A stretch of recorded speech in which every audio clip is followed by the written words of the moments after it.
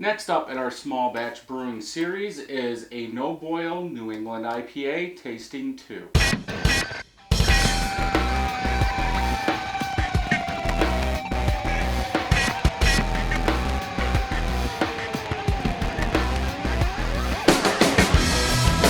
Welcome back, everybody. So we are going to have the second tasting of my no boil New England IPA.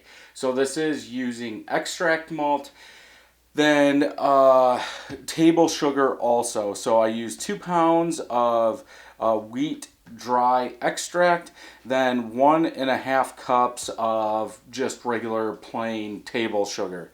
For the hop, Citra, 0.5 ounces, 0.25 ounces of Amarillo, then 0.25 ounces of Azacca, all 7 days for dry hop. And what you do is I brought it up to 170 degrees just to kill most of the stuff, and then cooled it down, put it into a carboy.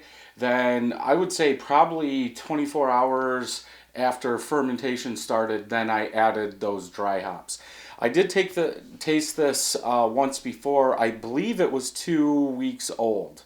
And this was bottled on 10.5, came in at 8.41%. What I would do, if you're going to try something with it like this, which I'm going to try more, is when I added my dry malt extract, I added the 2 packets or 2 pounds. But then for the sugar, I added half a cup at a time. So that way I could shoot for what Mr. Beersmith had, which was a post-boil gravity of 1070. Mine actually hit 1075. So let's go ahead and open this and see what we get. This is carbonated with the small pearl carbonation tablets. So hopefully it should be ready to go now. I do think the last time we tasted it, the carbonation level was way too low. There we go. Not much of a head still. I'm not sure why that is. I don't know if it's from the sugars or if it's just like some of the other smash beers and 2 hop beers that I made. Just it takes a while to get that head on there. Color is a orange color, like a golden orange color. I can see through it, but it is hazy. Protein yeast floating in there. This is using SO4 yeast. Let's go ahead and smell.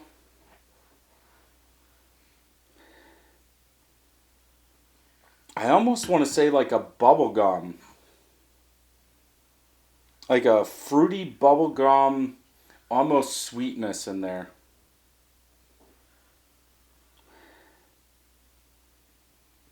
Yeah, it does smell good, but I think that bubble gum is what comes out the most, and I believe Mosaic is the one that gives off bubble gum.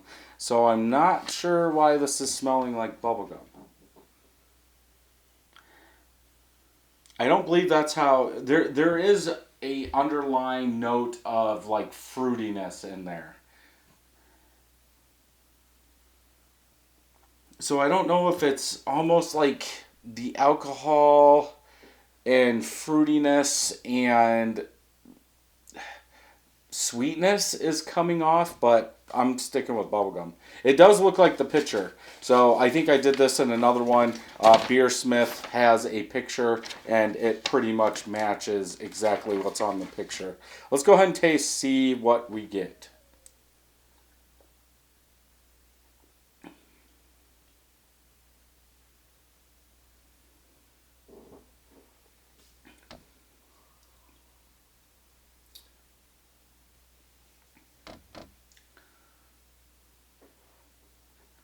That's weird.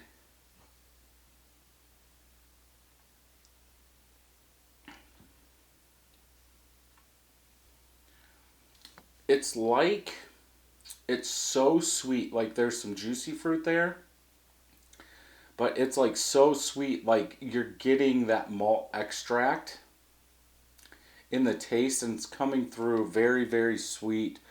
And it's mixing with that fruitiness. Maybe that's what's in the smell too. But I wouldn't say it's on par with a New England IPA.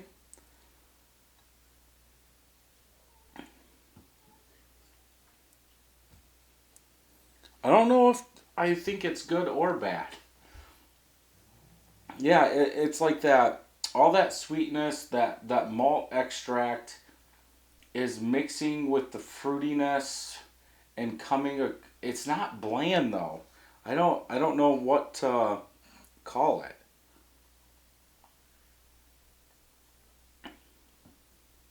It's almost like a over or an older like fruit salad that has like a ton of sugar on it.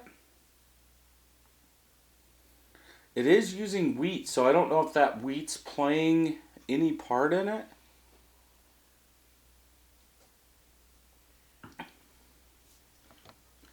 I don't know. It's weird. It's very, very smooth. It's close to medium bodied. Aftertaste is more the same, like a big sweet old fruit kind of thing.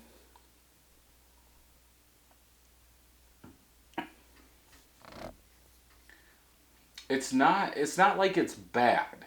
It's just the flavors aren't popping. So it's like I'm like my brain's thinking, why am I drinking this? They're so muted, but it doesn't taste sweet.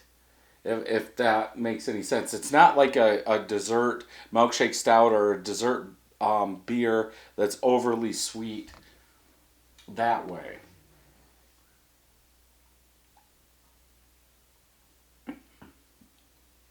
I don't know.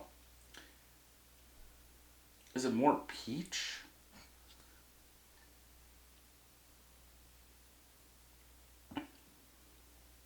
Maybe it's peach. Like a very sweet, let's say overripe peach. That's probably more descriptive. So if you just don't want to think about anything I said in the past, maybe an overripe, very sweet peach is what I'm getting.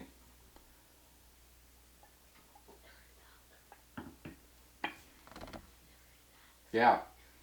Yeah, so I'm going with a very overripe, very sweet peach in this one.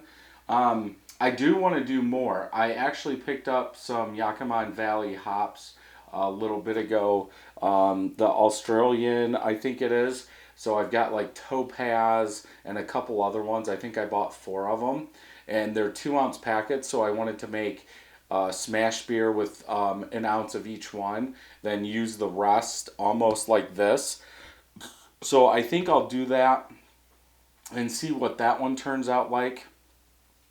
I don't know if because it's thick, it's still undercarbonated. It needs more carbonation. Now maybe because of how thick it is, instead of using four of those small pearls, I need to use five or six to break through that thickness.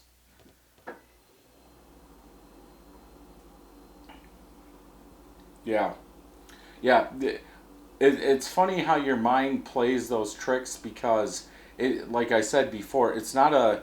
I wasn't sure if it was a good beer or a bad beer, but now, yeah, I think I'm going for the third or fourth time with an overripe, very sweet peach.